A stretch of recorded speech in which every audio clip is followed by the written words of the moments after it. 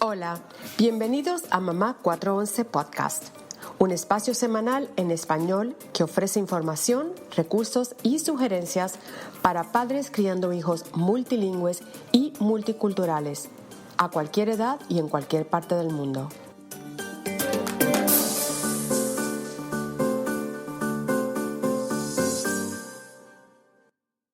Hola a todos, bienvenidos. Saludos, Erika, ¿cómo estás? Hola a todos, bienvenidos.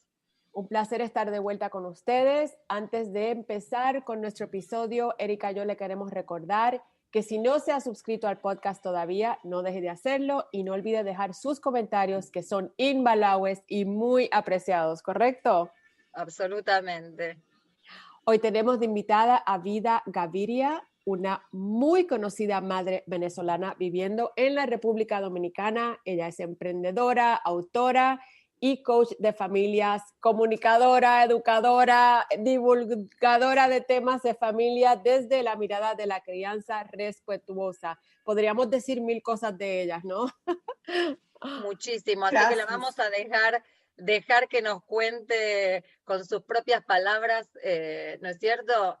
Vida, encantadas de tenerte acá.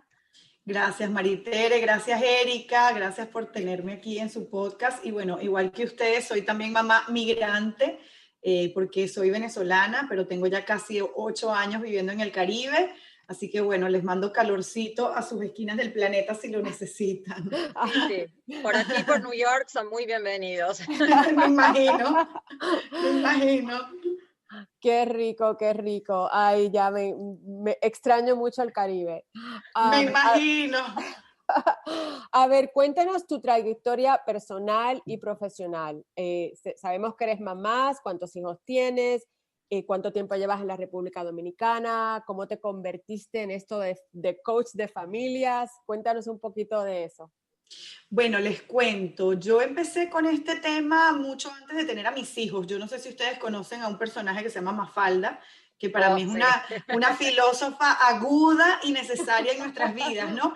Pero Mafalda tenía una amiga que se llamaba Susanita, que ella siempre soñaba con tener muchos hijitos, ¿no? Y yo siempre me identifiqué un poco con esa Susanita. Yo decía, bueno, para mí tener hijos va a ser el camino a la realización, ¿no? Para mí esto de tener muchos hijos va a ser de alguna manera la cúspide, mi Disney, ¿no? Ese momento épico.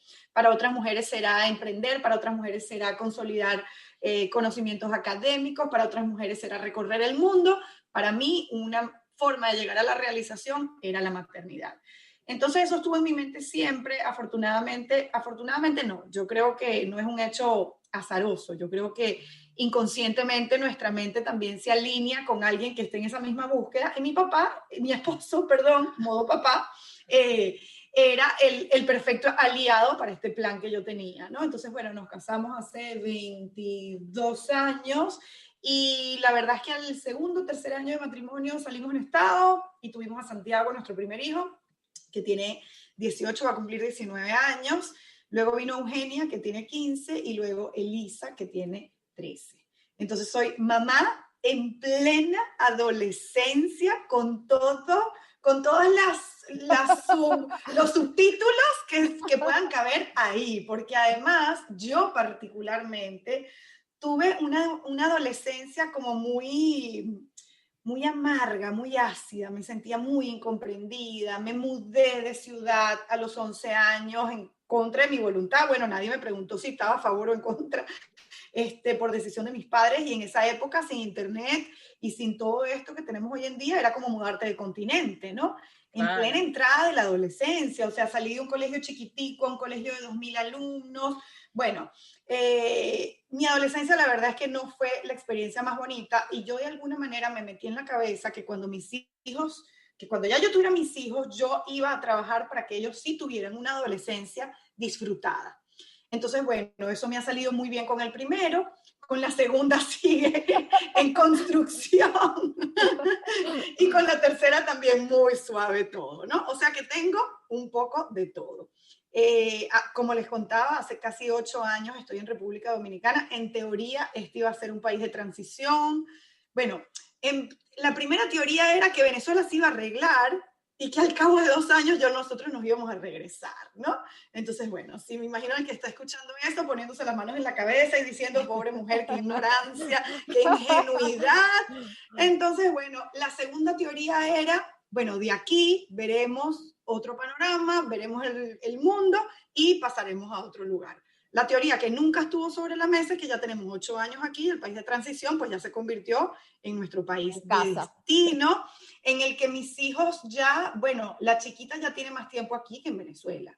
Entonces, como mamá migrante, yo particularmente, y sé que no es el camino que escoge todo el que migra, yo quiero que para ellos Venezuela no sea la referencia de su papá y su mamá, que sea su lugar de origen, ¿no? Sé que voy un poco contracorriente porque ya después de tantos años aquí en la vida de ellos es difícil, y además que no vamos con frecuencia, pero bueno, ahí vamos haciendo el trabajo para ser migrantes. Te digo que al final no sé si eso ayuda a que se cierre mi herida migratoria o no, pero bueno, en eso estamos, ¿no? Con los bemoles que significa haber emigrado a un país que aún siendo tan cercano geográficamente, que comparte idioma, que comparte cultura, que comparte historia, es tan distinto en tantos aspectos.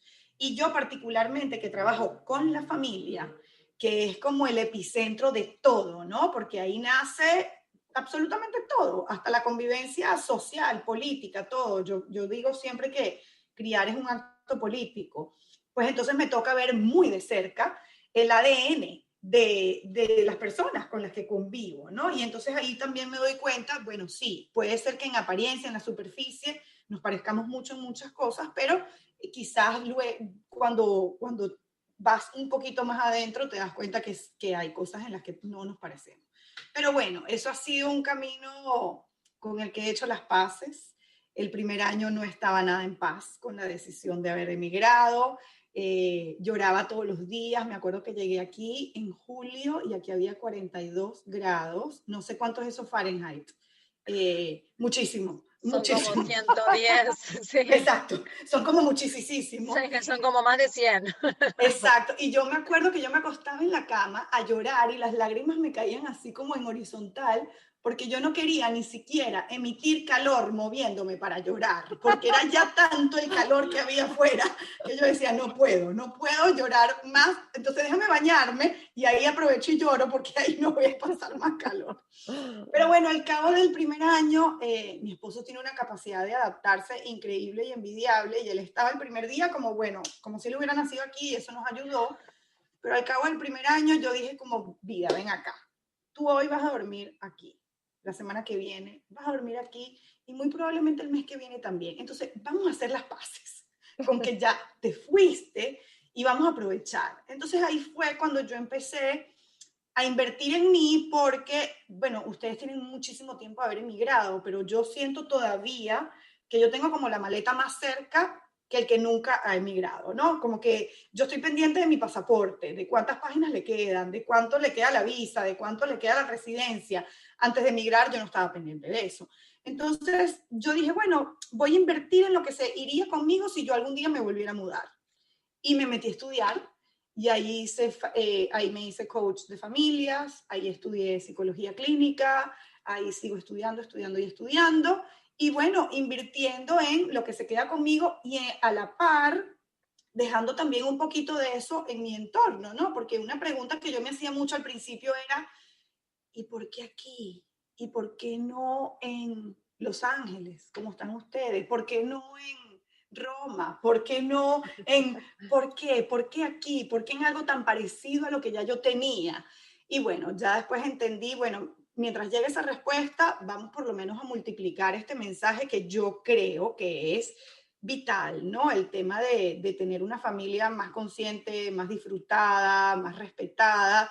Entonces, bueno, ahí hice las paces con mi proceso migratorio y yo creo que eso me ha ayudado también a que yo pueda contar esta historia y a que otras personas que están en el mismo proceso también vean como la luz al final del túnel, ¿no? Y sepan, bueno, no vamos a llorar para siempre y no vamos a pasar calor para siempre. Bueno, eso no se los garantizo porque yo todavía paso calor. Pero sí llega el momento en que hacen las paces con esa situación. Bueno, ustedes no me preguntaron por el tema migratorio, pero yo me fui por ahí. Me No, me parece, encanta, me a encanta. ver, es un tema que sobre todo en este podcast y con nuestra audiencia es central. No lo abordamos siempre de la misma forma, pero está reflejado en tanto las charlas que tenemos Maritere y yo solas, como en un montón de entrevistas, porque esto es lo que traemos cuando hablamos de elecciones de crianza bilingüe, de crianza multicultural, de esto que comentabas, del legado de nuestro país y la aceptación de las nuevas costumbres del lugar donde estamos, ¿no? ¿Cómo equilibramos todo el tema de lo que traigo más lo que tienen para ofrecerme donde estoy, cómo me conecto? Creo que es, es central a todos los que estamos en este proceso de, sea migratorio, sea tratando de arrancar con una cosa así, o ya estamos después de muchos años que pasamos otras etapas y también cada tanto vuelven estas preguntas. Me parece interesante preguntarte cómo esto que comentabas de, ¿tenés de haberte mudado a un lugar tan similar, ¿no? A tu país de origen, o esto como lo vivís, por ejemplo, el tema del idioma, en este caso es el español, ¿estás criando bilingüe o tenés alguna intención al respecto? Y si no, cómo es esto, ¿no? El mismo español que nos pasa a todos, pero que tiene sus expresiones aquí y allí. Bueno, mira, yo creo que el tema del bilingüismo en mi caso se remonta a mi propia experiencia como hija, ¿no? Y en estos días lo conversaba con unas mamás también migrantes, latinas en Europa, porque yo de mi primer año a mi cuarto año de vida viví en 4 países, porque mis papás se fueron a estudiar. Entonces yo siendo la hija mayor, no tenía hermanos en ese momento, solamente conversaba con mis padres y luego en la escuelita en la que me pusieron, pero entonces yo ahí viví en Londres, donde se hablaba inglés, en Budapest, donde se hablaba húngaro, en París, donde se hablaba francés, y en Maracaibo, donde se habla español. Bueno, yo creo que eso de alguna manera destapó en mí la facilidad para los idiomas. Mis padres dicen que yo llegué a hablar húngaro, luego en el camino no tuve con quién hablarlo y lo perdí. Alguien me ha dicho, bueno, pero eso está guardado en alguna gaveta, ¿no? Yo creo que cada día la gaveta está más lejos y no sé si voy a conseguir el mapa de regreso a la gaveta. Me encantaría, se imaginan, qué excéntrica, ¿no? No, ella vive en República Húngaro. Dominicana y habla húngaro, wow. Me encanta. Pero bueno, luego viviendo en Venezuela, la verdad es que no tenemos la costumbre del bilingüismo, a menos que tú estuvieras en una familia multicultural, pero nuestros colegios, aunque sí había presencia del inglés, nunca era con miras a convertirte en una persona bilingüe, porque además en Venezuela no estaba arraigada la costumbre de que tú hicieras la universidad afuera. Para nosotros nuestra educación era un baluarte importantísimo y la gente se graduaba del colegio y hacía la universidad en Venezuela, ¿no? Sobre todo pre-dictadura, ¿no? Y lo voy a decir con todas sus letras porque aunque no sea reconocida como tal, históricamente y oficialmente, creo que el tiempo me dará la razón. Entonces, cuando me mudo a República Dominicana, bueno, yo hice el colegio en español, en la universidad estudié idiomas modernos, donde volví a estudiar francés, estudié italiano, tengo ascendencia italiana, entonces siempre me interesaba aprenderlo. Cuando nos mudamos a República Dominicana, la mirada, el tema educativo era distinto, que quizás es un poco lo que pasa en Puerto Rico. Los niños se preparan para hacer la universidad en Estados En Unidos. Estados Unidos, exacto. Exacto, entonces uno de los valores fundamentales del colegio era somos bilingües. Entonces mi hijo que llegó de 11 no llegó bilingüe y no lo quise poner en un colegio bilingüe porque era como mucho estrés adicional a la mudanza, etcétera, pero mis 2 niñas sí.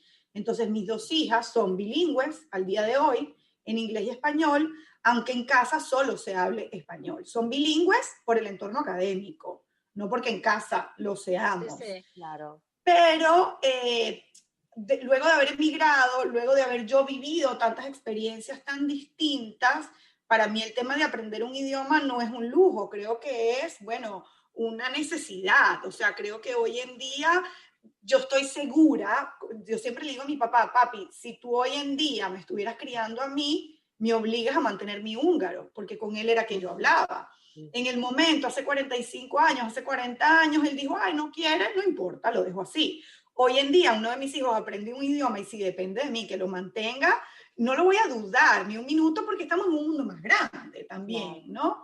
Entonces, bueno, fomentamos mucho eso en casa.